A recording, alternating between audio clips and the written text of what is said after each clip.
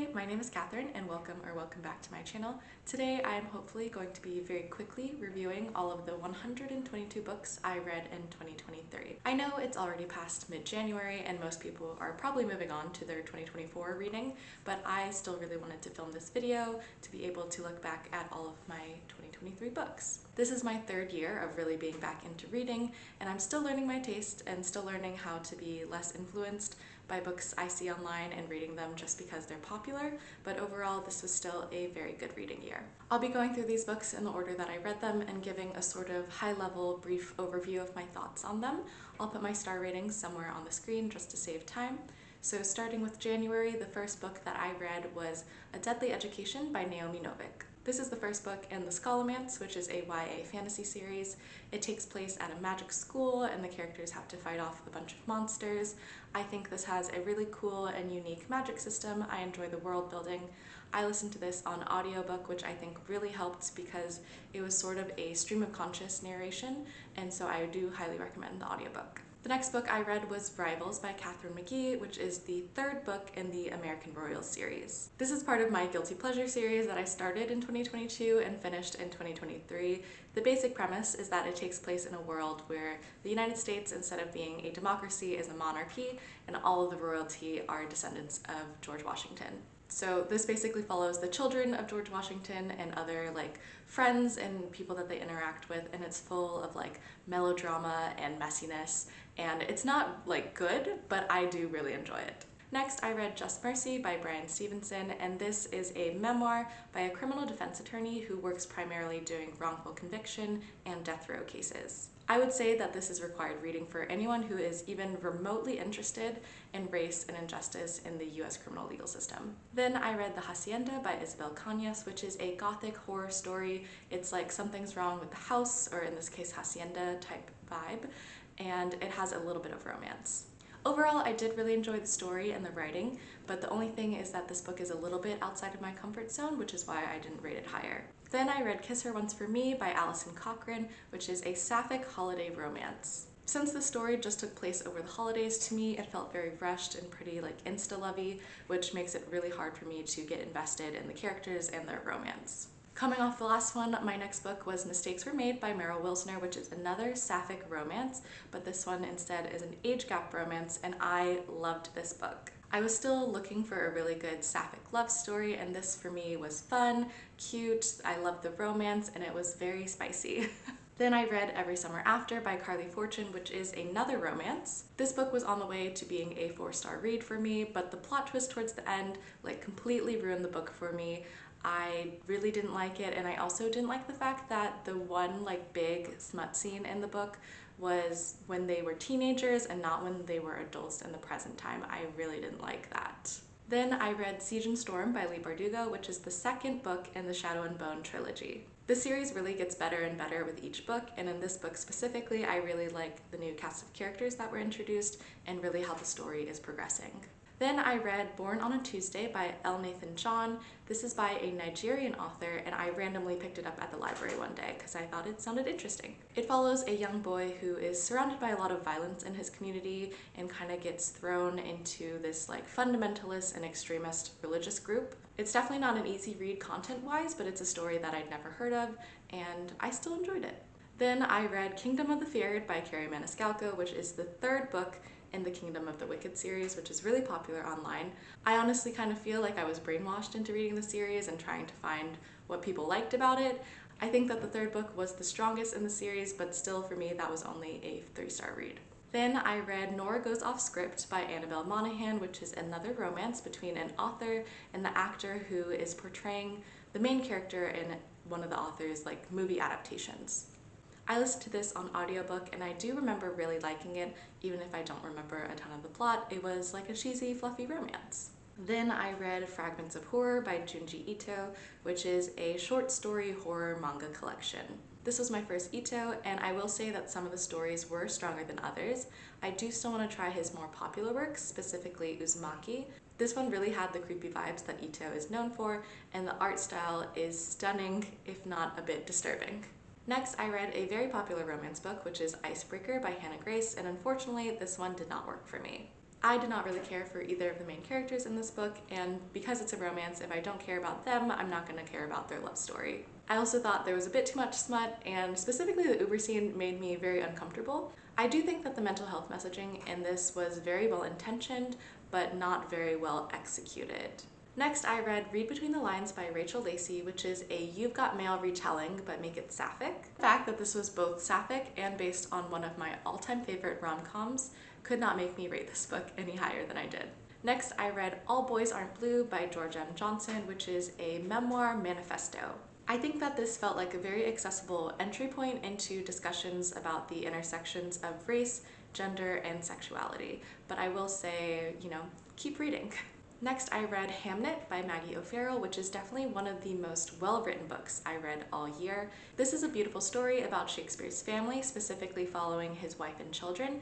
It does span decades, but primarily focuses around the time of the bubonic plague and how that impacts the family. Then I read The Henamores by Adiba Jaigirdar, which is a YA sapphic romance. I picked this up after really liking her other book, Hani and Ishu's Guide to Fake Dating, but this one read a bit too young for me, but that is just a personal preference. I do think it dealt really well with themes of bullying and homophobia, and it did still make me cry, so I would still recommend it. Then I read Funny You Should Ask by Alyssa Sussman, which is another fluffy rom-com. This one is about a journalist who wrote a career-changing article about an interview with a famous actor, and then they reunite 10 years later to write another article. I don't remember much about this book, but it was a really fast read, and I do remember enjoying it. Starting off February, I read Nevermore: The Trials of Morgan Crow, which is the first book in a middle grade fantasy series that has since become one of my favorite series of all time. This series is so magical, the setting is one of the coolest worlds I've ever read about, and the found family in this series is just so wholesome. Next, I read The Internet Cozy Fantasy, which is Legends and Lattes by Travis Baldree. I really liked parts of this book, like them setting up the cafe, all the descriptions of the pastry making, but it didn't blow my mind or anything. I might have rated this just a little bit higher if I didn't listen to the audiobook. The audiobook is narrated by Travis Baldree himself, but I did not vibe with his narration style, and this book is very clearly written by a man. Then I read Ruin and Rising by Leigh Bardugo, which is the last book in the Shadow and Bone trilogy, and I really loved it. I really enjoyed how everything wrapped up, and this is a very nondescript spoiler, but there's a moment at the epilogue with the Kefta that really just warmed my heart and made me cry. Then I read Shatter Me by Tahereh Mafi, which is the first in a really long YA dystopian series that is very popular online. I honestly don't even know if my 11-year-old self would have liked this any more than I did, but I may eventually read the whole series just to see what people are talking about and so that I can have an informed opinion, and these are really quick reads, so it wouldn't take me that long. Then I read another Alison Cochrane book, which I think is really her more well-rated book, and that is The Charm Offensive. This is a queer romance between a reality TV Bachelor-esque star and his producer. I thought overall this was a cute romance. It had strong themes of mental health, and I did like it a lot more than her other book. Then I read Everyone is an Aliabin When You're an Aliabin Too by Jomny Sun. This is a really cute and wholesome graphic novel about an alien who is sent to observe Earth and learns a lot of life lessons from creatures along the way. Then I read House of Earth and Blood by Sarah J. Maas, which is the first in the Crescent City series. Honestly, this book would have been around a 3-star read for me if not for the last 200 to 250 pages, which really turned the book around. I think the end had really good action sequences, it was really well paced, and it made me cry multiple times. Next, I read 7 Days in June by Tia Williams, which is another romance book, but I would say it leans more towards a contemporary because it does deal with some more serious themes than most romance books do. This is about 2 writers who had a whirlwind 7-day romance in high school and were torn apart for circumstances that we don't know at the beginning of the book, but then they reunite 20 years later and we see what happens from there. This is a really beautiful romance. It has great chronic illness rep, and though it tackles a lot of trauma, I think it was really done with care. Then I read The Blood Trials by N.E. Davenport. This was fast-paced, action-packed. It's set in a military academy with deadly stakes, and it has really good representation. It talks about government and military corruption, themes of racism and sexism, and overall, I really loved this book. Then I read A Dowry of Blood by S.T. Gibson, which is a gothic story that's told from the point of view of one of Dracula's brides, and it's written as a letter to Dracula. I really want to be the type of person that can rate this book 5 stars, but unfortunately, I am not. Maybe it's because I listened to this on audiobook and that took away something of the experience for me. I do want to try to read this book again down the line. I am excited for some of S.T. Gibson's new releases in 2024, so maybe I will come back to this. Then I read Neon Gods by Katie Roberts, which is a Hades and Persephone fantasy romance erotica type thing. Picking this book up was probably like a moment of weakness for me, or just like morbid curiosity. I don't think I knew going in how smutty this book was, so let's just forget that I ever picked it up. Next, I read On a Sunbeam by Tillie Walden, which is a sci-fi graphic novel that is sapphic and has strong found family. The main character joins a space crew that goes around the galaxy repairing old buildings in hopes that she will, along the way, run into an old girlfriend of hers. I really love the art style in this. The only thing for me is that this was adapted from a webtoon into a graphic novel format, and it did feel very like choppy and episodic between chapters. Moving into March, I started off with Conversations with Friends by Sally Rooney. This was my first Sally Rooney, and all I'll say is that I think it's okay to have unlikable characters. In fact, in a lot of circumstances, I think having an unlikable character makes the story more interesting. However, in this book, I was just so indifferent about the characters and the decisions they made and how it impacted them that I just couldn't get into this story.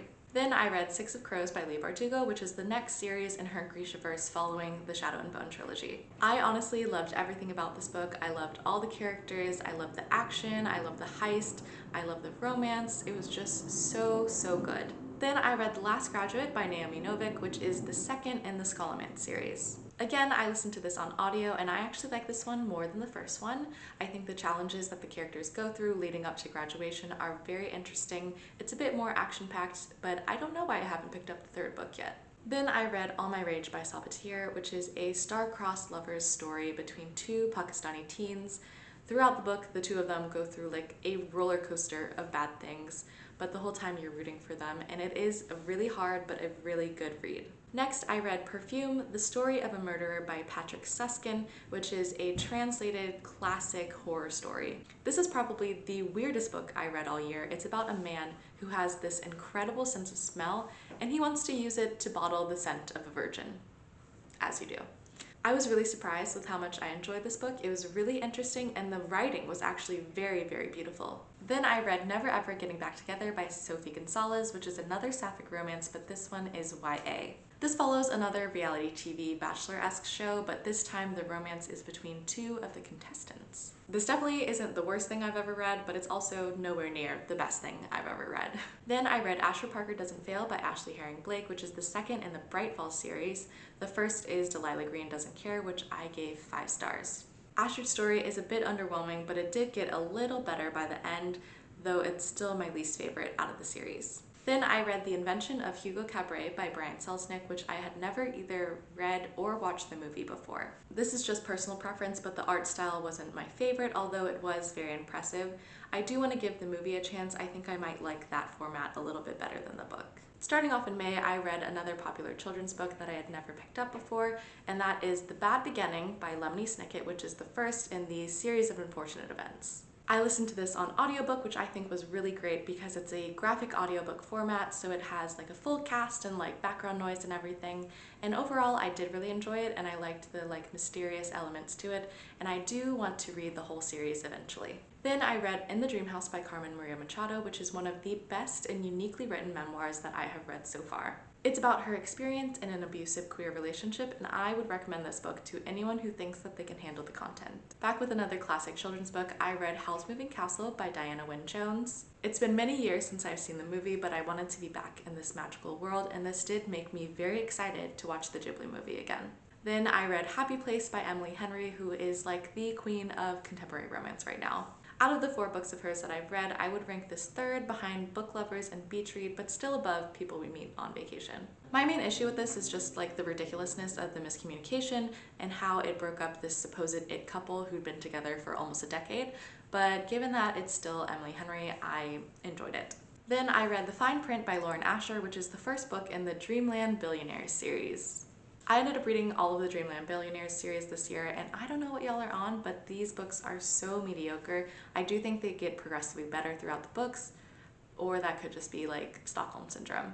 I did like the female main character in this book, but I don't like how she basically forgot like her whole existence and her family's existence, and ended up with this really below average man who is just learning how to treat people like human beings. I did quickly follow it up with Terms and Conditions, which is the second book in the series. I like the female main character in this book more than the first one and her relationship with Cal, although I think the way that diversity is written in these books is very questionable. Also, why does the author make her men like the worst people ever and then have the women forgive them basically after nothing? One thing I will say about these books is that they do read super quickly, so they didn't waste too much of my time. Next, I read Legendborn by Tracy Deonn, and clearly coming off the Dreamland Billionaire series, I needed something that was going to be amazing, and Tracy Deonn delivered. I read both Legendborn and the second book, Bloodmarked, in 4 days. This is one of the best YA fantasy series out there and has great representation. Coming back to romance, my next book was The Fiancé Farce by Alexandria Bellafleur. This is a sapphic marriage of convenience story, and I much prefer the author's Written in the Stars series, but this still was a good time. Then I read We Have Always Lived in This Castle by Shirley Jackson, which is a classic horror story. It's very well written, but it's a little outside of my preferred genre, so I didn't like it as much, but it was very good. Then I read The Very Secret Society of Irregular Witches by Songu Mandana. This was a very cute and cozy book. I love the found family. I love the girls in this book. Honestly, for me, the romance was like the least interesting part. Then I read House of Sky and Breath by Sarah J. Maas, which is the second Crescent City book. I didn't like this book as much as the first in the series. There were some POVs that I really didn't care about, but I am going to be continuing with the series, especially after that ending. Then I read Tuesdays with Morrie by Mitch Albom, which is like a self-help memoir that a lot of older people talk about as like life-changing and full of life lessons. This follows a series of interviews between the author and one of his former professors who I think now has ALS and is at the end of his life, but to me this really just read as like white man philosophy. Starting off June, I read an Avatar: The Last Airbender comic, which is The Promise. I really just wanted to be back in this world for a minute, and I liked it. I really did. Then I read Belladonna by Adeline Grace, which is a YA fantasy mystery book. This had great gothic vibes. The character has very interesting powers and a relationship with death. Even though this was a bit outside of my normal genre, I did really like it, although I haven't picked up the second book yet. I might do that when the third one comes out. Then I read Before the Coffee Gets Cold by Toshikazu Kawaguchi, which is a Japanese translated fiction. The story is told in 4 vignettes, and it's set in a cafe that allows you to travel back in time under certain rules, and you must return before the coffee gets cold. Like I said, the story is told in 4 parts, and 2 of them really touched me. The other 2 kind of fell flat, but I do think this is a really good read, and I am going to continue with the series eventually. Then I read Genderqueer by Maya Kobabe, which is a graphic novel memoir, and I wanted to pick it up because it was the most banned book in America in 2022. This was a really good exploration into one person's struggle with identity, but obviously don't stop there because the way that we experience identity and gender is not a monolith. Then I read Part of Your World by Abby Jimenez, which is a big city girl, small town boy, age gap romance. I thought this was a really good romance book. I understand why people draw similarities to Emily Henry because they both lean towards contemporary fiction, although I would say this one is more romance and less contemporary than an Emily Henry book would be, but it was really, really good. Then I read Crooked Kingdom by Leigh Bardugo, finishing out the Six of Crows duology. Like the first book, this one is so good, and I'm really disappointed that we won't get to see an adaptation of this duology anymore. Then I read Thank You for Listening by Julia Whelan, which is a romance book between 2 audiobook narrators who fall in love as they're working on a book together. I would highly recommend listening to this on audiobook, which is what I did. It's actually narrated by the author, who is a voice actor and does other audiobooks. She's really popular. She does like Taylor Jenkins Reid books, so you know she's at that level. I did really like the romance in this book, but for me the side plots with the grandmother and the best friend really hit me more. Then I read My Brother's Husband Omnibus Volume 2 by Gengoro Tagame. This was the conclusion to a very wonderful and very short manga series about acceptance and family. It's only 4 volumes long, and I think it's a really good entry point if you're looking to get used to the format of manga. Then I read Fourth Wing by Rebecca Yarros, which was fine. I don't think this added anything to stories that I've read before, but it did have a nostalgia factor to it, so it had that going for it. I also think this was very easy and fast to read, so I guess that's another plus. I did like the dragons in this book, minus that one scene, and if you read the book, you know. I do think this is a good transition for readers who are primarily into romance and looking to get into fantasy, but I will say there are better options out there. The first book I finished in July was Once Upon a Broken Heart by Stephanie Garber, which is the first in a YA fantasy romance series. This book is very atmospheric, it reads as a fairy tale, but I feel like this one felt a little bit like directionless to me, and I think it did read a little bit too young for me. Then I read Codename Verity by Elizabeth Wein, which is a historical fiction set in World War II about two best friends.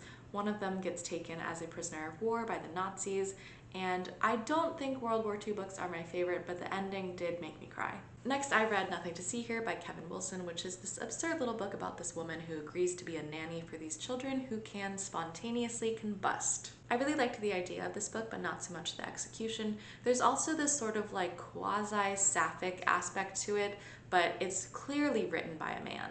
Then I read Forget Me Not by Alison Derrick, which is a YA sapphic romance. This is about a young couple who have a relationship in secret in this small homophobic town. They have plans to run away, but at the beginning of the book, one of them gets in a terrible accident and ends up with amnesia and doesn't remember their entire relationship. I really liked this book. It was very touching. I think it dealt with homophobia very well and was just a lovely romance. Then I read Transcendent Kingdom by Yaa Gyasi, which is a literary fiction-leaning contemporary book. Editing Catherine here, I don't know what happened, but I lost a bunch of footage, so I'm just gonna have to go through the books that I lost again.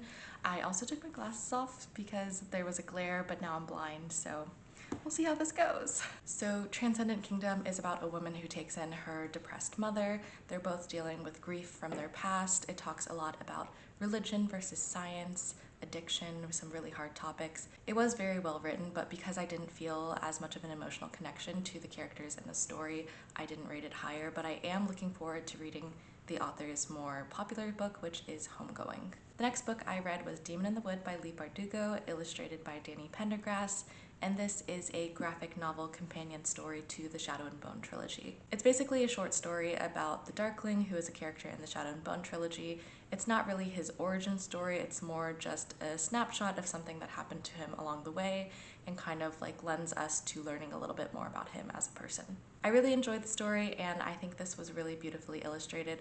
I probably overrated this book just because I was riding the high of the Grishaverse. Then I read The Ballad of Never After, which is the second book in the Once Upon a Broken Heart series by Stephanie Garber. I feel like the writing was really better in this one. Something clicked for me and I was really following along and was invested in the story. And the plot twist at the end of this book is as crazy as everyone says it is. This is definitely the strongest in the series. Then I read Sold by Patricia McCormick, which is about a young girl in Nepal who is trafficked into prostitution.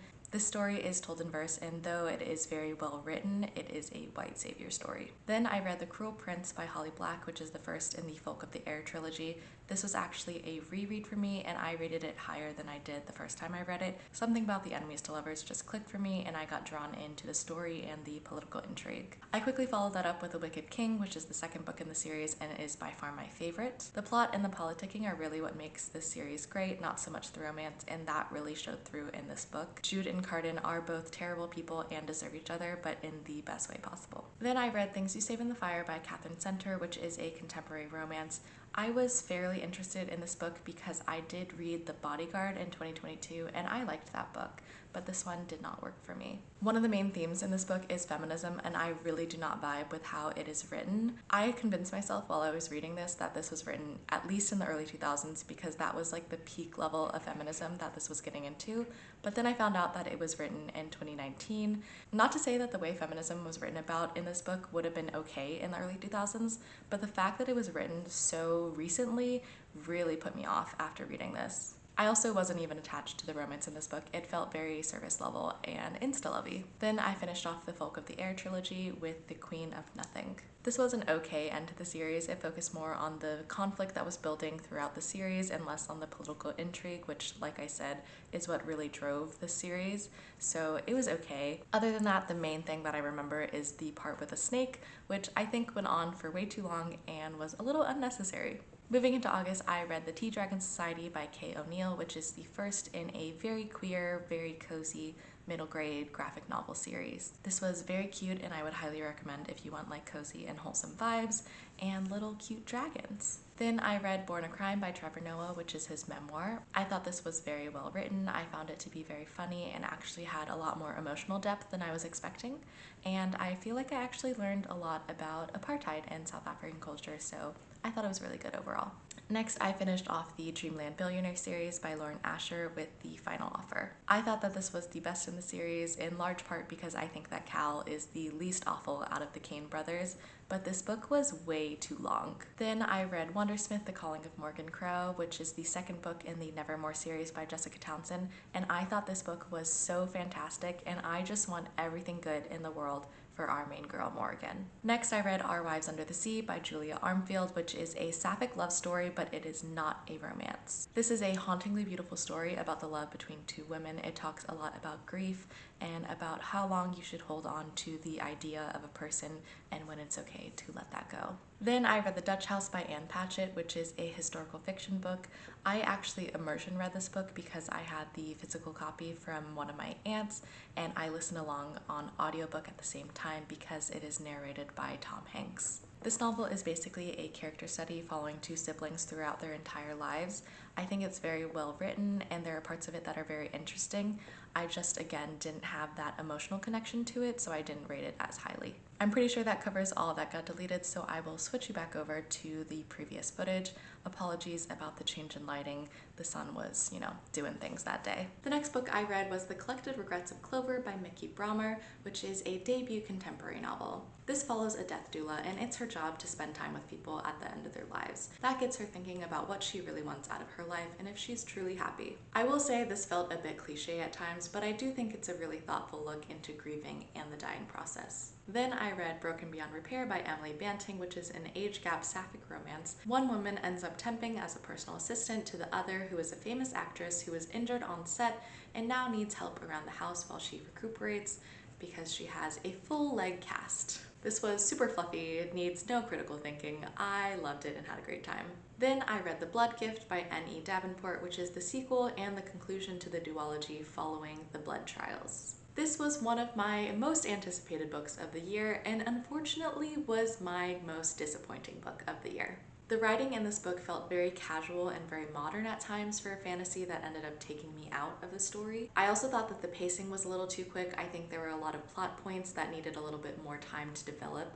I do think that's less of an issue for the author and more the fact that this should have been split into 2 books instead of 1, but I don't think that's what the publisher allowed. Then I read Broken Horses, which is Brandi Carlile's memoir.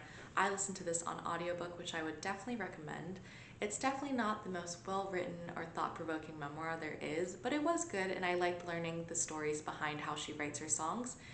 But the best part is that the audiobook has like 30 songs that Brandi Carlile sings, and her voice is just phenomenal, which is why this is ranked a little bit higher. Then I read Carrie Soto is Back by Taylor Jenkins Reid, which has become one of my top 2 or 3 favorite books out of hers out of the 6 that I've read. I think all of her decade books are really good and this one does not disappoint. Then I read The Wishing Game by Meg Schaefer, and something about this book really worked for me. I think my reading experience of this was just so good. It hit me in a way that I wasn't expected, but I do think this is more of a right time, right place kind of read. I don't know if I were to read it again down the line if I were to rate it as high as I did. Then I read The Anthropocene Reviewed by John Green, which is actually my first ever John Green book. This is told as a collection of essays, which I think is really hard as a format because some essays were very clearly stronger than others, but overall it was very hopeful in a John Green kind of way. The first book that I read in September is Divine Rivals by Rebecca Ross, which is a very popular YA fantasy romance. The first third of this book tackled grief in a way that I was not expecting, and it really hit home for me.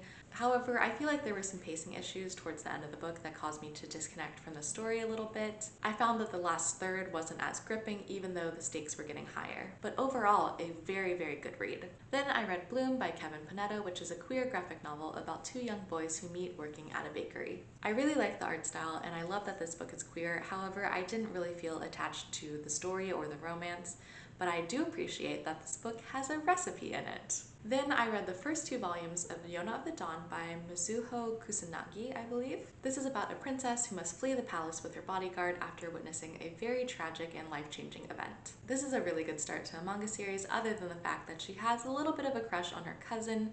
I know this is supposed to be set in Imperial Japan and that kind of thing happened back then, but I think it was unnecessary here. I do, however, plan to continue with the series. Then I read How the King of Elfhame Learned to Hate Stories by Holly Black. This is a companion novel to the Folk of the Air series. It's told in short stories, but from Cardin's point of view, and it has great illustrations throughout. Then I read The 7-Year Slip by Ashley Poston. This has a really unique concept for a romance. It has a little bit of magical realism where there is an apartment that slips through time, but for me the relationship really didn't feel developed enough. It felt very like insta-love, like they didn't really get to know each other that well in the time that they existed in. I think this does a good job tackling grief, but I've read so many books this year that I feel like handle grief a lot better. Then I read The Ballad of Songbirds and Snakes by Suzanne Collins. For me, this was too long, there were not enough Hunger Games, and I thought that the messaging felt very heavy-handed, but I do appreciate that this is not a redemption story. Moving into October, I started with Foster by Claire Keegan. This was probably the shortest book I read all year. Claire Keegan deals a lot with short-form novels. I really enjoyed the relationship between the three main characters and how Claire Keegan made me feel so much for these individuals in so few pages.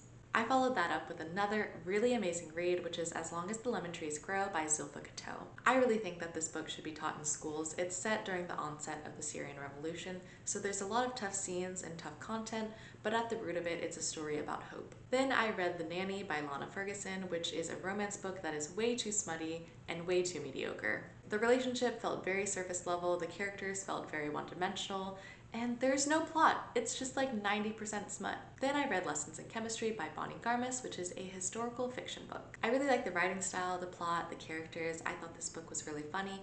My main issue is that the main character is supposed to be this super progressive woman in the 1960s in the United States, and yet race is only like just mentioned twice, maybe. Then I read Love Theoretically by Ali Hazelwood, which is a romance.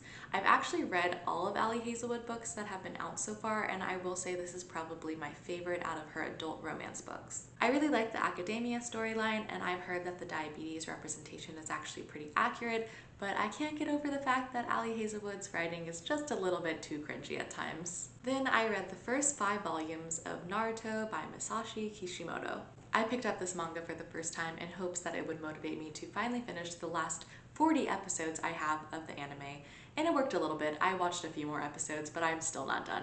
I'm really enjoying my read of Naruto and getting to go on these adventures with all these characters again now that I have grown attached to them through watching the show. Then I read The Princess and the Grilled Cheese Sandwich by Dea Muniz, which is a sapphic romance graphic novel. I read this from the library and I loved it so much that I went out and bought a physical copy. The art style is amazing, the romance is so cute, I laughed, I cried, I was giddy, I just loved everything about this book. Then I read another Claire Keegan, which is Small Things Like These, and unfortunately this one didn't work for me as much as her other book did. I did really appreciate getting to learn a bit about Irish history and Magdalen laundries, but overall this book didn't connect with me as much as her other one did. Then I finished off the American Royals series with Rain by Catherine McKee. This is filled with as much drama and messiness as the other books. In fact, one of the character arcs was such a bold decision for the last book in a series, but the author did it anyway, and I respect her for that. Then I read The Jasmine Throne by Tasha Suri, which is one of the 2021 sapphic fantasy trifecta books,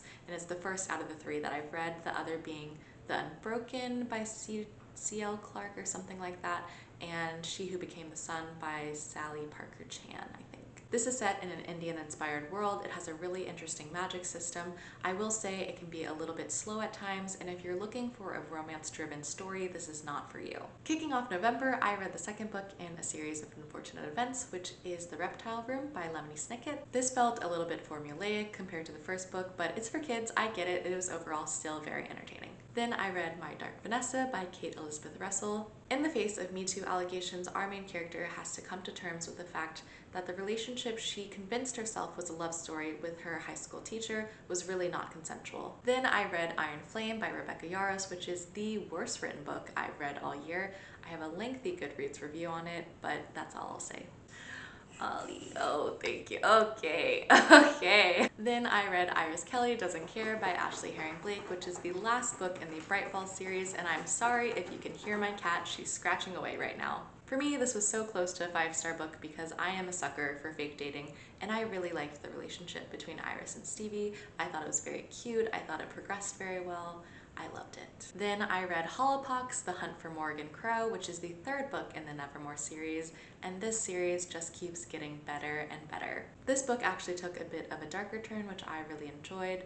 I love when middle grade authors really respect what their readers can handle, I loved it. This world keeps expanding and it's getting better and better, and I cannot wait for book 4 this year. Then I read Check and Mate by Ali Hazelwood, which is by far my favorite Ali Hazelwood book yet. This is such a fun and easy read. There is actually a lot of chess in this book, which I don't mind because I like the fact that Ali Hazelwood nerds out in all her books, but I thought it was interesting. It made me want to rewatch The Queen's Gambit, so it did its job, I think. I've seen a lot of concern about how this isn't really YA, and I do agree. I think this is more like an upper YA, younger NA kind of book, but I don't think that that's Ali Hazelwood's fault. I think that's more about how book marketing is in general. Then I read Artie and the Wolf Moon by Olivia Stevens. This was a random library pickup. It was Libby's November big read, and so I just decided to give it a shot. This is a middle grade graphic novel. It follows a black sapphic main character who discovers that she is a werewolf. It took me a while to get into the story and the art style, but overall it was a great read and had great found family. Then I read When You Least Expect It by Haley Cass, which is a sapphic holiday romance book, but it's not a holiday book in the sense that it's just around Christmas. It actually spans throughout an entire year and split into chapters by month and corresponding holidays in that month.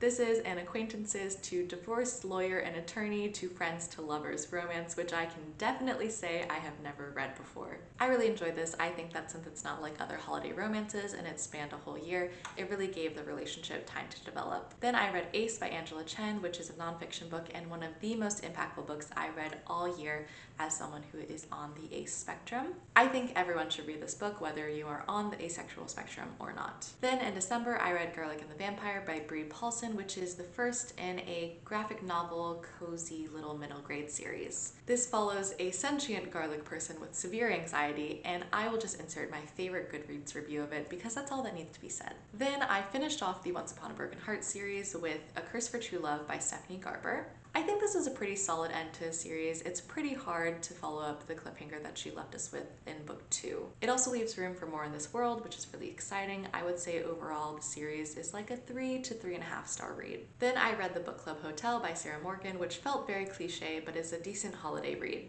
I think that the messaging in this book about how women are told they're supposed to have their entire lives together by 40, marriage, children, career, etc., was a bit heavy-handed, but I will admit I don't think I'm the target audience for this book. Then I read Cleat Cute by Meryl Wilsner, which is a sapphic romance that I had high hopes for because I liked her other book at the beginning of the year.